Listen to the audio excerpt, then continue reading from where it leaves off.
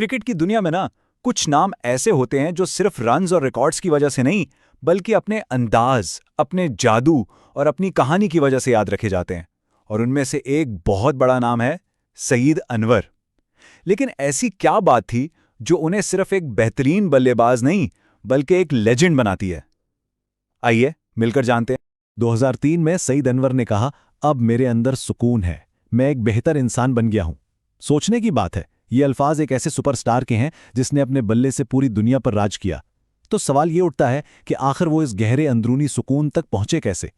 उनकी कहानी असल में दो अलग अलग जिंदगियों की कहानी है। एक तरफ वो कामयाब क्रिकेटर जिसने रिकॉर्ड्स के पहाड़ खड़े कर दिए, और दूसरी तरफ वो बदला हुआ इंसान जिसने एक बहुत बड़े ज़ाती सदमे के बाद जिंदगी का एक बिल्कुल नया मतलब ढूंढ लिया। तो चलें इस सफ़र को बिल्कुल शुरू से देखते हैं। तो आइए देखते हैं कि सईद अनवर ने क्रिकेट की दुनिया में अपना लोहा कैसे मनवाया। और हाँ, हर बड़ी कहानी की तरह इनकी शुरुआत भी काफ़ी गैर मामूली थी। इस बात पर यकीन करना वाकई मुश्किल है कि जिस खिलाड़ी ने अपना कैरियर 11 टेस्ट सेंचुरियों और 45 से ज्यादा की औसत पर खत्म किया, उसका डेब्यू एक डरावने ख्वाब जैसा था। वेस्टइंडीज के खिलाफ अपनी दोनों इनिंग्स में 0 पर आउट। असल में ये उस बात का सबूत है कि वो इस तबाहकुन आगाज के बाद जिस तरह वापस आए, वो जहनी तौर पर कितने मजबूत थे।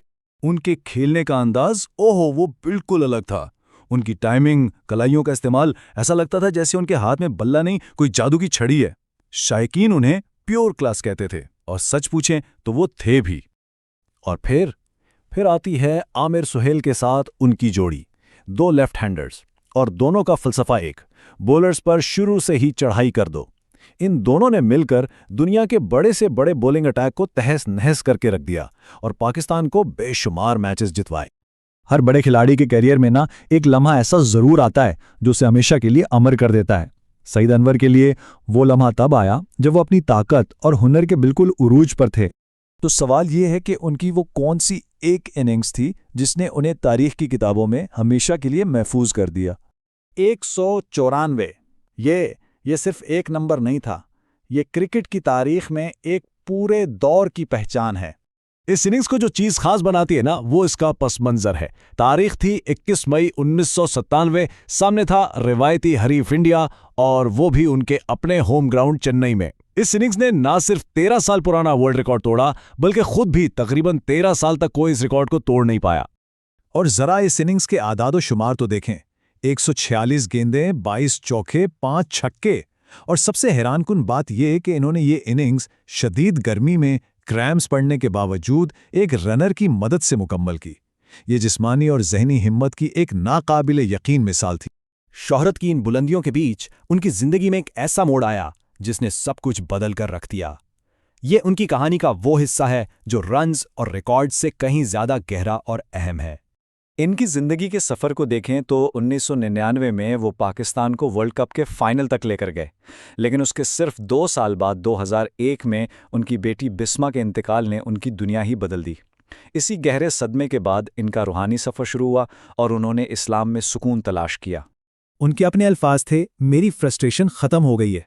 ये सिर्फ एक जुमला नहीं था, बल्कि एक कैफियत का इजहार था जहां एक इंसान अपनी अंदरूनी बेचैनी और कश्मकश पर काबू पा लेता है। इस तब्दीली ने क्रिकेट के बारे में उनका सोचने का अंदाज भी बदल दिया। वो पहले से भी ज्यादा मेहनती और प्रोफेशनल हो गए, लेकिन अब उन्हें नतीजे की फिक्र नहीं होती थी। वो बस अपनी पूरी कोशिश करते और बाकी सब ऊपर वाले पर छोड़ देते थे। इस सोच ने उनके खेल में एक नया सुकून पैदा कर दिया। चलें अब उनके कैरियर के आखिरी बाब की तरफ बढ़ते हैं। सवाल यह है कि एक ऐसा खिलाड़ी जो इतना सुकून हासिल कर चुका था, उसने आखिर खेल छोड़ा क्यों? ये एक बहुत ही मंतकी सवाल है। अगर उन्हें अंदरूनी सुकून मिल चुका था और वो खेल से लुत्फानंदोज भी हो रहे थे, तो फिर रिटायरमेंट का फैसला क्यों किया गया? इसका जवाब उनके अपने अल्फाज में ही है। जब वर्ल्ड कप के बाद उन्हें टीम से ड्रॉप करके आराम दिया गया और ये आराम 1 साल तक चला, तो उन्हें लगा कि शायद अब टीम को उनकी ज़रूरत नहीं रही। इसीलिए उन्होंने इज्जत और वक़ार के साथ खुद ही पीछे हटने का फैसला कर लिया।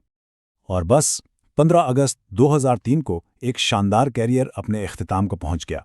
ये सिर्फ एक खिलाड़ी की रिटायरमेंट नहीं थी, ये क्रिकेट के एक पूरे दौर का खात्मा था।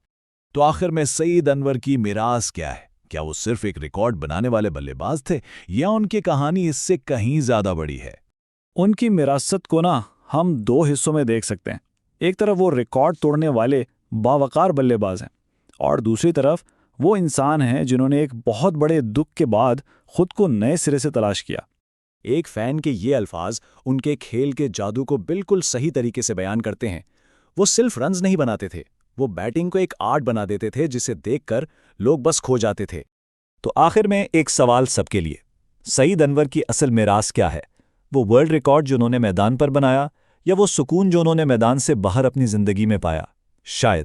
शायद उनकी अजमत इसी बात में है कि उन्होंने दोनों जहानों में कामयाबी हासिल की।